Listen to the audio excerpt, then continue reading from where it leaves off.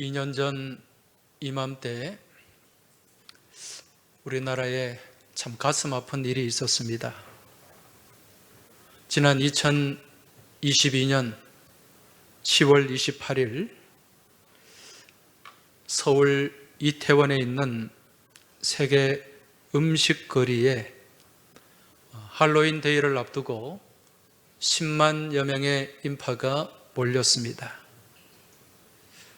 그렇게 인파가 많이 몰린 관계로 사람들이 서로 뒤엉키고 또 밀리면서 아주 끔찍한 압사 사고가 일어났습니다. 이 사고로 인해서 그곳에 있던 젊은이들 159명이 목숨을 잃었고, 그리고 195명이 크고 작은 부상을 당했습니다. 지금도 그 상처는 우리 사회에 여러 곳에 여전히 남아 있습니다. 여러분, 요즘 젊은이들이 열광하는 할로윈 데이가 무엇입니까? 그것은 한마디로 귀신놀이라고 할 수가 있습니다. 이것은 카톨릭 교회의 전통인데, 만성절 전날에 유령, 흡혈귀, 해골, 마녀, 괴물 등의 복장을 하고 거리를 돌아다니는 그러한 행사를 이야기합니다. 여러분, 만성절이 뭘까요? 이 만성절이라고 하는 것은 모든 성인의 날이라는 뜻인데, 이 로마 카톨릭에서는 매일마다 성자로 추앙받은 그 성자를 위한 성일로 지킵니다. 카톨릭에는 많은 사람들이 성자로 추앙을 받아요. 약 2,000명의 성자들이 있습니다. 그런데 이 성자들 한 사람 한 사람 그 해당되는 날이 있어요. 그런데 1년이 며칠이죠? 365일입니다. 그 성자로 추존된 분들은 2,000명이 넘는데 실제로 들어갈 수 있는 날은 365일밖에 되지 않는 거죠. 그래서 이 성자의 날에 해당되지 않는 성자들, 이 성자들을 다 함께 그렇게 성자의 날로 지키는 그 날이 만성절입니다. 모든 성인의 날, 이 날이 11월 1일인 거죠. 그래서 영어로는 이 할로우, 이 거룩하다는 뜻이죠. 신성하다. 그래서 All Hallows Day, 모든 성인들의 날, 그렇게 부르는 것입니다. 그럼 할로윈은 무엇인가? 이 할로윈은 할로우와 더불어서 이브라는 단어가 합쳐진 거예요. 그래서 만성절 전날입니다. 할로우와 이브가 합쳐져서 할로윈, 그렇게 부르는 거죠. 우리 크리스마스 이브와 같다고 생각하면 됩니다. 11월 1일이 만성절입니다. 그럼 그 만성절의 이브가 언제죠? 10월 31일입니다. 이 날을 할로윈 데이로 그렇게 지키는 거죠. 중세 유럽 사람들은요, 이 만성절 전날, 만성절 이브에 죽은 영혼들이 되살아나서 사람들의 육신을 빼앗는다는 생각을 했습니다. 죽은 악귀들이 나타나가지고 사람들의 육신을 빼앗는 거죠. 점령하는 거죠. 그래서 이러한 악귀들에게 육신을 빼앗기지 않기 위해서 나도 같은 귀신이다, 그러한 표현으로 귀신 복장을 하게 됩니다. 유령 복장, 해골로, 마녀로 그렇게 섬찟한 복장을 하게 된다는 거죠. 이것은 무엇인가? 나 사람이 아니야. 나도 같은 귀신이야. 그러한 메시지가 여기에 담겨 있다는 거죠.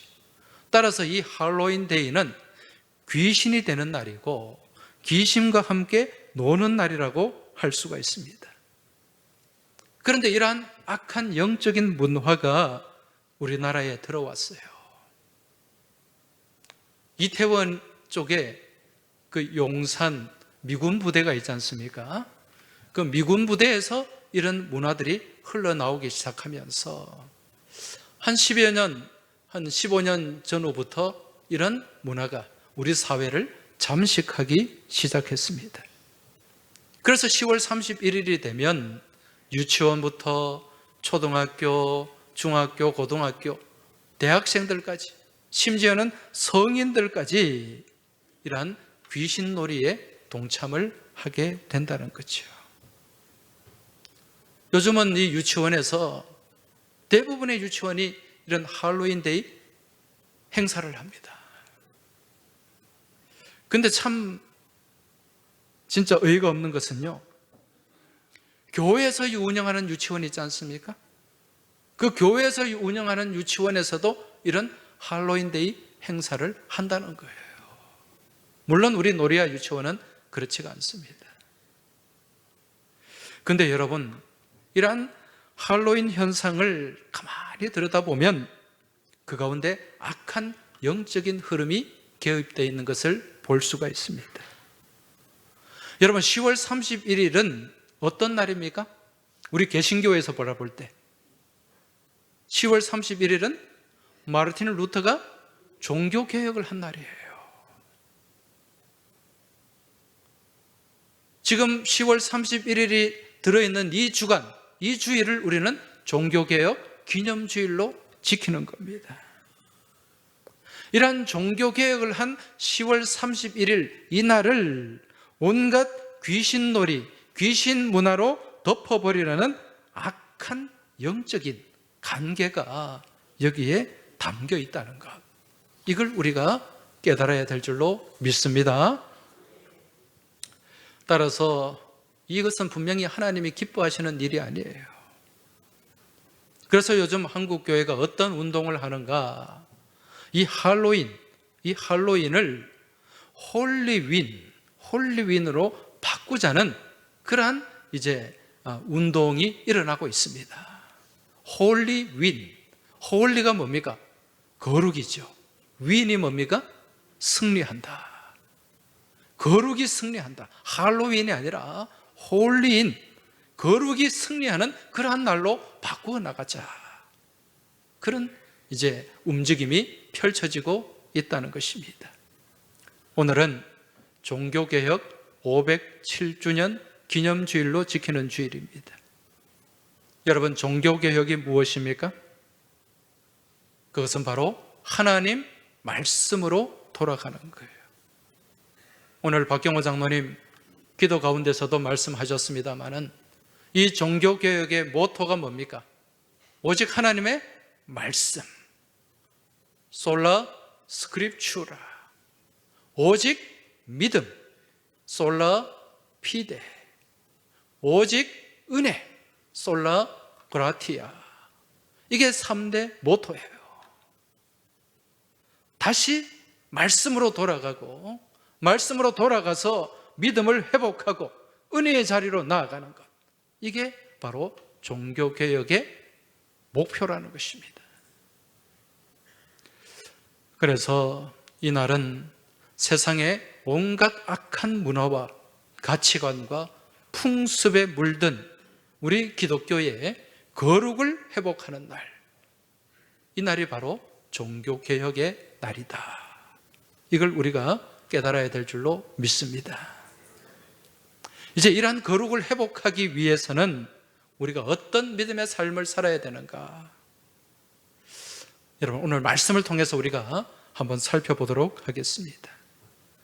오늘 본문 1절, 2절 말씀 다시 한번 보시기 바랍니다. 디베르 황제가 통치한 지 15해, 곧 본디오 빌라도가 유대의 총독으로, 헤롯이 갈릴리의 분봉왕으로, 그 동생 빌립이 이두레와 드라구닛 지방의 분봉왕으로, 루사니아가 아빌레네의 분봉왕으로, 안나스와 가야바가 대제사장으로 있을 때에 하나님의 말씀이 빈들에서 사가랴의 아들 요한에게 임한지라. 할렐루야.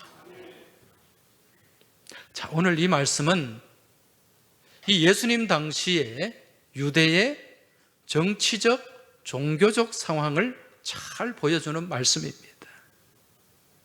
먼저 정치적으로는 로마 황제 디베료가 통치하던 시기입니다. 이 디베료는 우리가 세계사에서 볼 수 있는 티베리우스, 로마의 2대 황제 티베리우스를 얘기하는 거죠. 오늘 말씀에 보니까 이 디베료 황제가 통치한 지 15해, 그 디베료 황제가 즉위한 지 15년이 되는 해라는 거예요. 그 세계 역사를 살펴보면 이 티베리우스 황제가 황제의 자리에 올랐던 때가 주후 14년쯤 됩니다. 주후 14년쯤 되는데 그때 황제의 자리에 올라서 15년이 지났으니까 연대가 몇 년쯤 되죠? 29년이 되죠. 29년. 여러분, 예수님께서 공생의 사역을 하셨을 때가 언제입니까? 30세쯤 되실 때. 그러니까 거의 연대가 맞아떨어지는 거예요. 지금 세례 요한이 나와서 말씀을 선포하고, 그리고 그 뒤에 예수님이 공생의 사역을 시작하셨지 않습니까? 이때예요.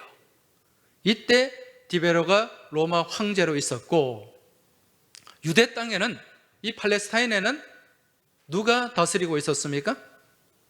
총독으로 누가 있었죠? 본디오 빌라도.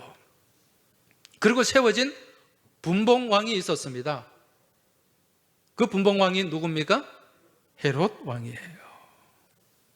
여기서 헤롯은 우리가 알고 있는 예수님이 태어나셨을 때 영아 살해를 했던 그 헤롯이 아닙니다. 그 헤롯은 이미 죽었어요. 그 헤롯의 자녀들, 아들 세 사람이 각각 지역을 나누어서 통치를 하고 있었습니다. 헤롯 안디바, 헤롯 빌립, 헤롯 아켈라오, 이들이 각각 갈릴리 지방과 유대 지방과 수리아 지방을 다스리고 있었다는 거죠. 그리고 이때 이 유대 지방의 종교적인 상황은 안나스와 가야바가 대제사장으로 있었다, 그렇게 말씀합니다. 여러분, 이 안나스와 가야바가 누굽니까? 예수님 공생에 사역하실 때 그토록 핍박했던 사람이고, 결국 예수님을 십자가에 못 박는데 중심에 있었던 사람들이 이 안나스와 가야바였습니다. 이러한 때에 총독 빌라도와 헤롯의 형제들이 무소불위의 권력을 휘두르고 안나스와 가야바가 막강한 종교 권력을 쥐고 있을 때 등장한 인물이 바로 세례 요한이었습니다. 지금 이 세례 요한이 이제 하나님의 말씀을 받고 종의 사명을 감당하게 되는데, 지금 이 하나님의 말씀을 받은 장소가 어디인가? 이게 중요합니다. 여러분, 대개 하나님의 말씀을 받는다고 하면 어디서 받았다고 생각합니까? 성전에서. 우리 성전에서 하나님을 만나게 되고 또 말씀을 받는 그런 은혜의 역사들이 일어나지 않습니까? 그런데 지금 말씀을 보니까 성전이 아니에요. 어디에서? 2장 뒷부분을 보시면 하나님의 말씀이 빈들에서 사가랴의 아들 요한에게 임한지라. 여러분, 빈들이 어디일까요? 이 빈들은 헬라말로 에레모스라고 하는데 외로운 곳입니다. 한적한 곳이에요. 성경에는 다른 표현으로 광야라고 기록을 하고 있습니다. 마가복음 말씀에 보면 마가복음 1장 4절에서 이렇게 말씀하고 있습니다. 세례 요한이 광야에 이르러 죄 사함을 받게 하는 회개의 세례를 전파하니. 여기에 광야가 나옵니다.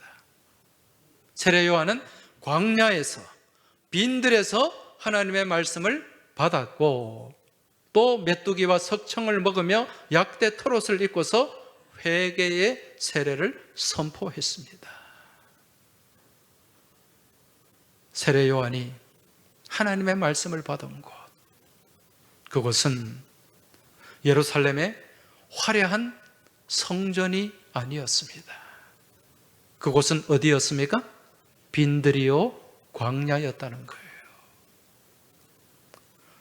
여러분, 이 당시의 예루살렘 성전, 이 성전은 누가 건축한 것입니까? 예루살렘 성전은 모두 3번 지어졌습니다. 그죠? 첫 번째 성전이 솔로몬 성전이죠. 솔로몬에 의해서 지어진 성전, 웅장한 성전이에요. 화려한 성전이에요. 그런데 그 성전이 무너지고 파괴되었습니다. 언제 파괴가 되었죠? 바벨론이 침공했을 때. 바벨론에 의해서 그 성전이 무너지고 파괴되었어요.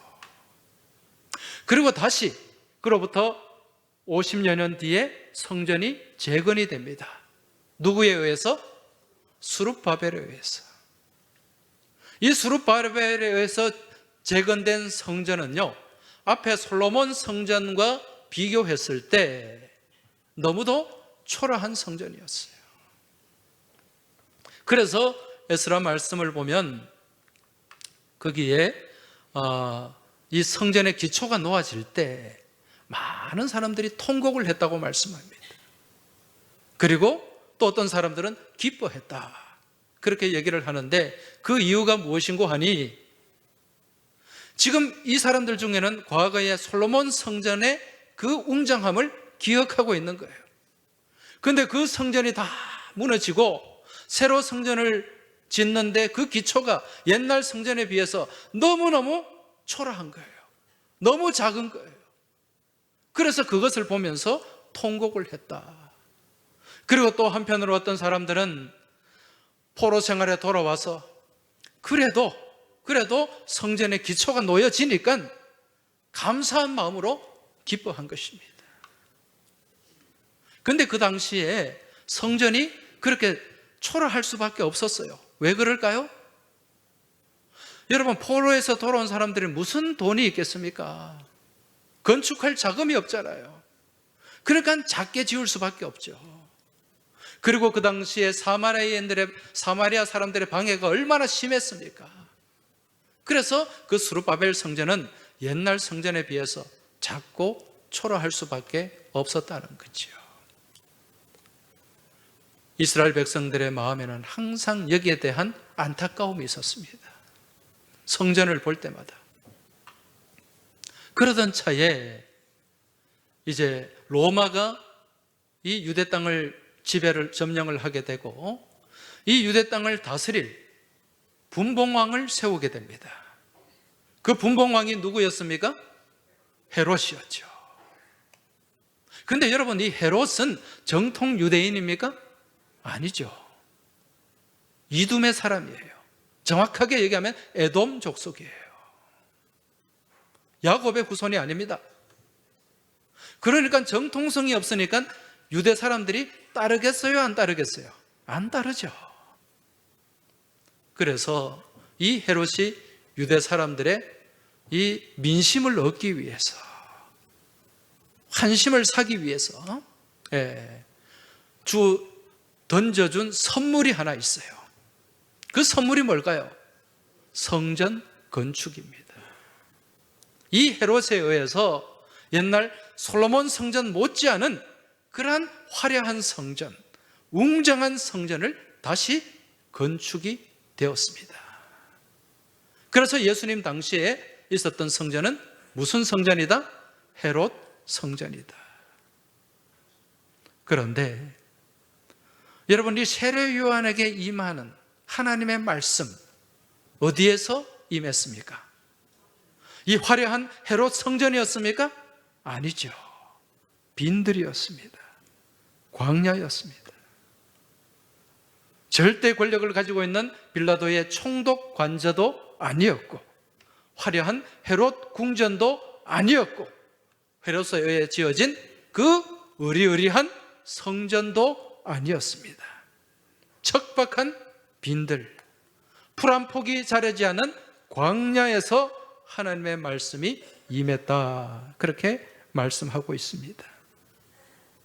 오늘 우리는 이 말씀을 통해서 살아계신 하나님의 말씀을 받고 그 하나님의 크신 은혜를 경험할 수 있는 장소가 어디인가, 이걸 우리가 알 수 있다는 거죠.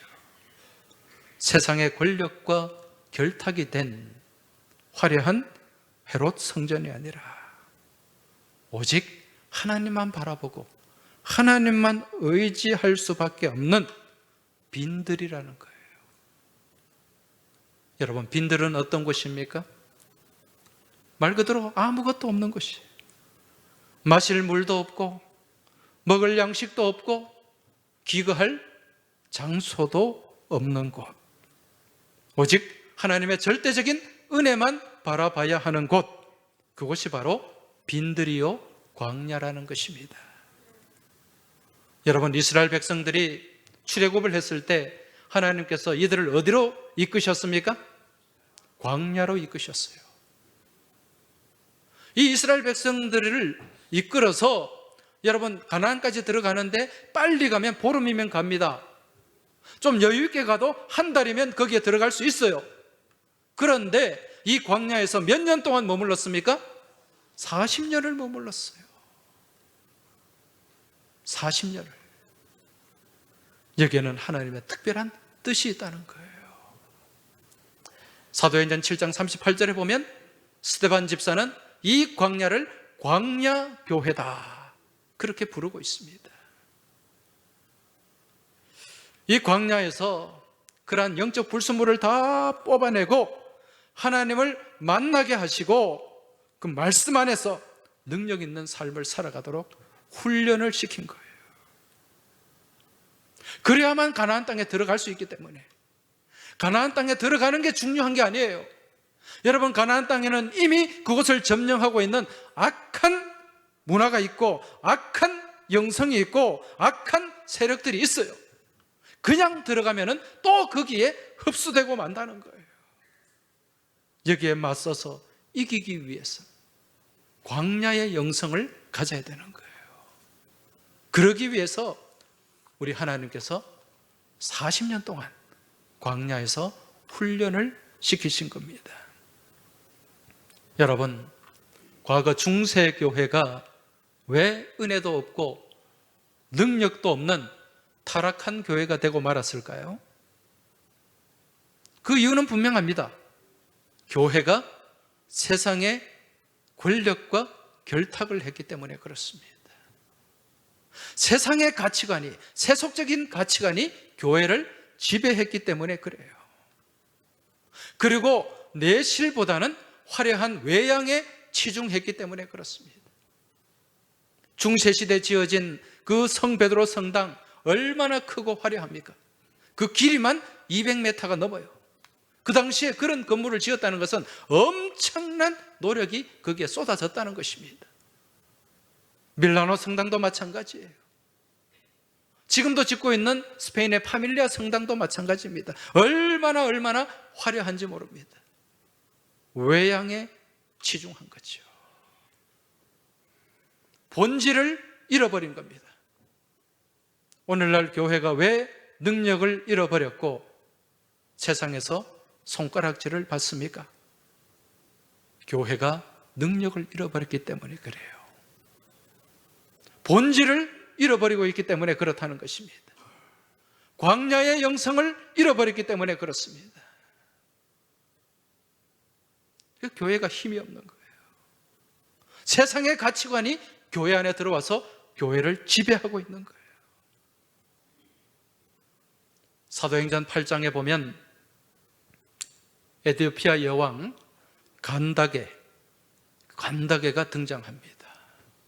그 그 에디오피아 여왕의 넷이라고 나와 있죠. 그렇죠? 예, 넷이. 이 넷이는 우리 조선시대에 나오는 전하하는 그런 넷이는 아닙니다. 예, 수염없는 굉장한 권력자예요. 재정을 맡고 있으니까 재무장관이라고 할 수가 있습니다. 이란 간다게가 예루살렘을 방문하게 돼요.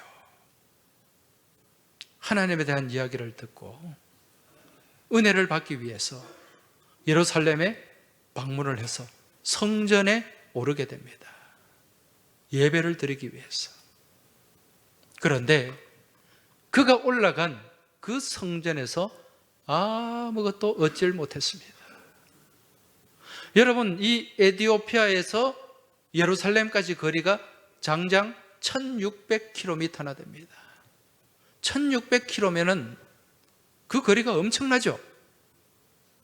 서울에서 부산까지의 거리가 얼마 정도 됩니까? 한 400km 정도 돼요. 예. 그러면 서울에서 부산까지 가는 거리의 4배가 됩니다. 그죠? 그 거리를 수레를 타고 그렇게 예루살렘으로 왔는데 아무것도 얻질 못했어요. 그냥 돌아갑니다.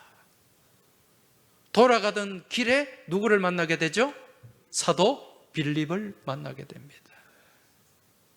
사도 빌립을 만나서 빌립의 성경 강해를 듣게 돼요. 이사야 말씀. 그러면서 큰 은혜를 받게 되고, 그리고 물 있는 곳에 가서 세례를 받게 됩니다. 그 세례 받는 가운데 놀라운 성령의 역사하심이 있었어요. 근데 여러분, 이 넷이 간다게가 말씀의 은혜를 받고 세례를 받고 성령의 큰 은혜를 경험한 장소가 어디였습니까? 예루살렘 성전이었습니까? 아니면 돌아가던 광야였습니까? 광야에서 하나님을 만난 거예요. 여러분, 광야는 어떤 곳이죠? 앞서 말씀드린 것처럼 아무것도 없는 곳이에요. 아무것도 없기 때문에 하나님과 독대할 수 있는 곳입니다. 아무것도 없기 때문에 하나님 외에는 그 누구도 의지할 수 없는 곳이에요. 그래서 하늘만 바라봐야 되고 오직 하나님만 의지하고 하늘에만 소망을 두는 곳, 그곳이 어디라고요? 광야라는 것입니다. 이스라엘 백성들이 광야로 나왔을 때 하늘만 바라봤잖아요. 그 가운데 하나님께서 공급하시는 만나와 메추라기의 은혜를 경험할 수 있었고 구름 기둥과 불 기둥의 은혜를 경험하게 된 줄 믿습니다. 그리고 그 광야에서 지내는 동안 애굽의 430년 동안의 그 노예 근성, 그 쓴뿌리를 다 뽑아낼 수 있었다는 것입니다. 그 광야에서 길러진 그 광야의 영성으로 가나안 땅을 정복하게 된 줄 믿습니다. 오늘날 우리 한국 교회와 성도들이 시급하게 회복해야 될 것이 있습니다. 그게 무엇일까요? 바로 광야의 영성입니다. 초대교회는요, 광야의 영성이 있었어요. 우리 한국교회 초대교회도 광야의 영성이 있었습니다. 일제강점기 6.25 전란을 거치면서 오직 의지해야 될 대상은 하나님밖에 없었어요. 그래서 그 광야의 영성, 믿음의 야성을 가지고 그 차가운 마룻바닥에 엎드려서 눈물로 그렇게 기도했고 그 예배 시간을 사모하며 하나님 앞에 예배를 최고의 가치로 삼는 믿음의 삶을 살았던 것입니다. 그 가운데 능력이 주어지게 된 줄 믿으시기 바랍니다. 그런데 지금 우리가 이러한 광야의 영성, 빈들의 야성을 잃어버리고 있어요. 그로 인해서 우리가 능력을 잃어버리는 거죠. 마치 야성이 없는 이빨 빠진 호랑이가 되어가고 있다는 것입니다. 오늘 우리는 종교개혁 기념주일로 지킵니다. 507주년이에요. 오늘 예배하는 우리가 반드시 회복해야 될 것, 그것은 바로 빈들의 영성이요 광야의 은혜인 줄로 믿습니다. 오늘 우리가 장로 4분, 안수집사 4분, 권사 14분 일꾼으로 세우게 됩니다. 오늘 임직을 받는 우리 임직자들, 장로로 피택받고 안수집사로 피택받고 권사로 피택받은 분들, 광야의 영성을 소유하시길 주의 이름으로 축원합니다. 사람들에게 대접받으려고 하지 마시기 바랍니다.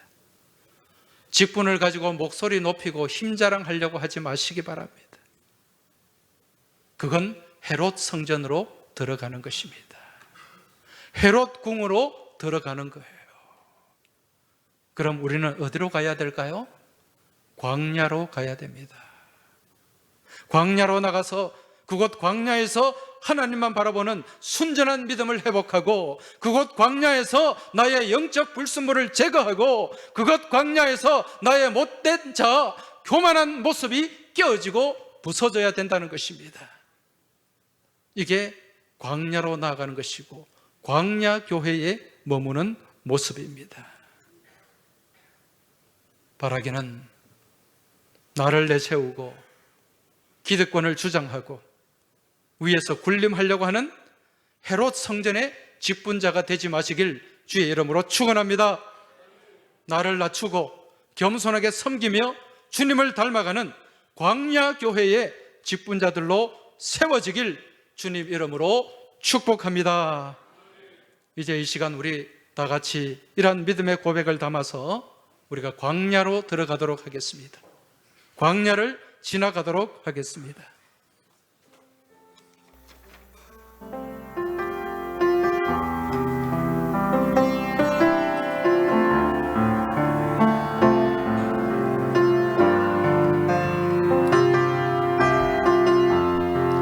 왜 나를 깊은 어둠 속에 홀로 두시는지, 어두운 밤 왜 그리 길었는지, 나를 고독하게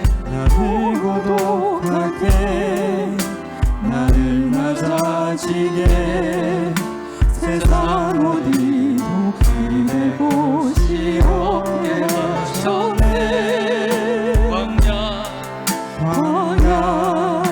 광야에 서 있네. 다시 한번 찬송하겠습니다. 왜 나를 깊은 어둠 속에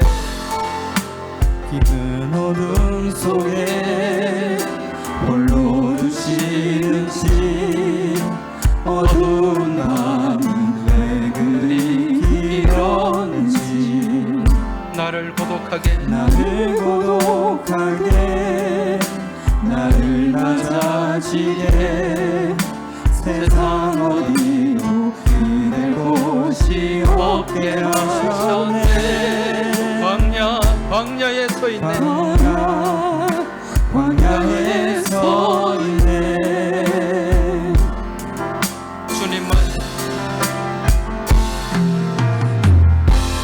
주님만 내 도움이 되시고, 주님만 내 빛이 되시는, 주님만 내 친구 되시는 광야.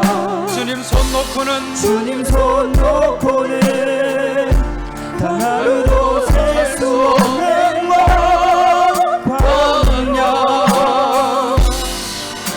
광야에 서 있네. 왜 나를 깊은 어둠 속에 홀로 두시는지, 어두운 밤 왜 그리 길었는지,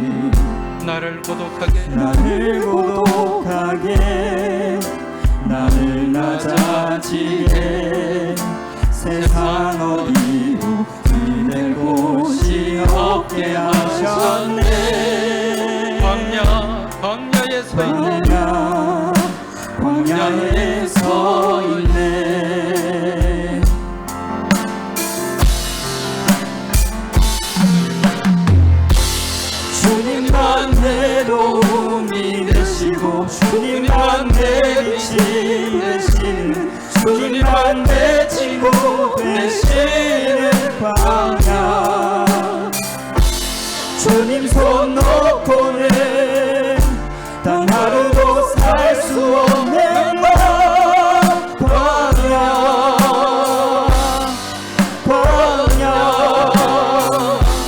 주께서 나를 사용하시려 나를 더 정결케 하시려 나를 대하여 보내신 그곳 광야 성령이 내 영을 다시 채워나게 하는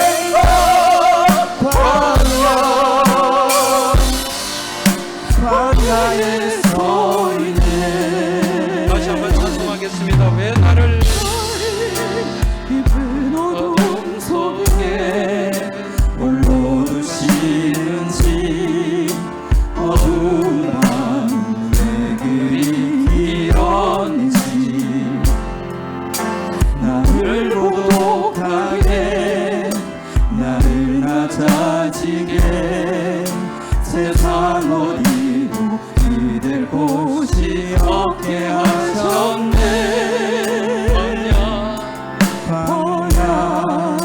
광야에 서 있네 광야에 서 있네.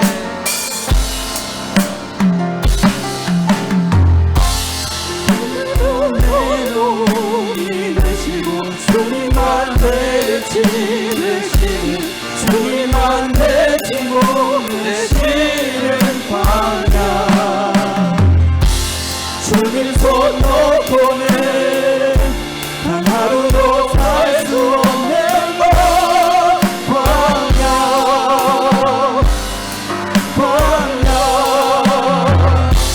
주께서 나를 사용하시려 나를 더 정결케 하시려 나를 택하여 보내신 그곳 광야 성령이 내 영을 다시 태어나게 하는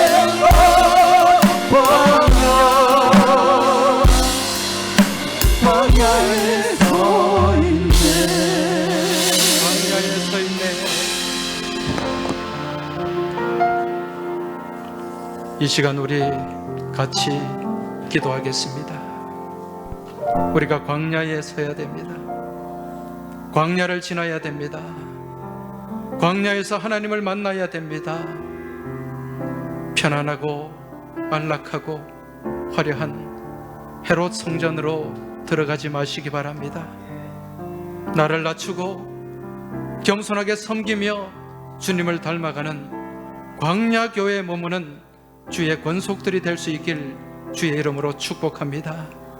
이 시간 우리 같이 기도할 때에 하나님 아버지, 나를 드러내지 않게 하여 주옵소서. 나를 주장하지 않게 하여 주옵소서. 군림하려고 하지 말게 하여 주옵소서. 나를 낮추고 겸손하게 섬기며 주님을 닮아가는 광야교회 성도들이 다 되게 하여 주시옵소서. 이러한 광야의 머물을 통하여 내 속에 있는 온갖 불순물이 사라지게 하여 주시고 주님께서 바라보시는 성결한 믿음의 영을 부어주시는 성결한 믿음의 영을 소유하고 주님을 닮아가고 주님을 따라가는 믿음의 권속들이 다 되게 하여 주옵소서. 이 기도 제목 가지고 우리 같이 마음 합심하여 통성으로 기도드리겠습니다. 주여 한번 외치고 기도하겠습니다. 주여, 살아서 역사하시는 아버지 하나님 감사합니다. 아버지 하나님, 저희가 주님을 믿노라 하면서도 주님 말씀 안에 살아간다고 하면서도 말씀을 제대로 붙잡지 못하고 말씀 안에 머물지 못하고 말씀 안에 겸손하지 못하고 엎드리지 못한 저희들의 모습 주님 불쌍히 여겨 주시옵소서. 아버지 하나님, 다시 일어서길 원합니다. 다시 말씀을 붙잡기 원합니다. 종교개혁주의를 맞이해서 저희 안에 내면의 개혁이 일어나게 하여 주옵시고 말씀 안에서 새로운 삶의 모습이 나타나게 하여 주시옵소서. 나를 내세우고 기득권을 주장하고 위에서 군림하려고 하는 그런 교만한 모습들이 다 깨어지게 하여 하여 주옵시고 나를 낮추고 겸손하게 섬기며 주님을 닮아가는 광야교회의 믿음의 권속들이 다 될 수 있도록 주님 도와주시고 인도하여 주시옵소서. 오늘 특별히 세우시는 직분자들을 주님께서 겸손한 자리에 서게 하여 주옵시고 하나님만 바라보게 하시고 의지하는 믿음의 귀한 일꾼들이 다 될 수 있도록 주님 인도하여 주시옵소서. 하나님 아버지, 저희들이 말씀 앞에 엎드리길 원합니다. 가식적인 믿음, 거짓된 믿음이 아니라 순전한 믿음이 저희 안에 자리 잡게 하여 주시옵소서. 하나님 말씀 붙잡고 그 말씀 앞에 엎드리며 나가게 하여 주시옵소서. 화려한 회록 성전에서 목소리를 높이고 기득권을 주장하는 그러한 삶이 아니라 광야교회로 나아가서 나를 낮추고 겸손하게 섬기며 주님을 닮아가는 우리 모든 믿음의 권속들이 다 되게 하여 주시옵소서. 그곳에서 말씀을 받게 하시고 그곳에서 성령을 체험하게 하여 주시고 그곳에서 주님을 닮아가는 저희 모두가 되길 소망하며 우리 주님 예수 그리스도 이름으로 기도하옵나이다. 아멘.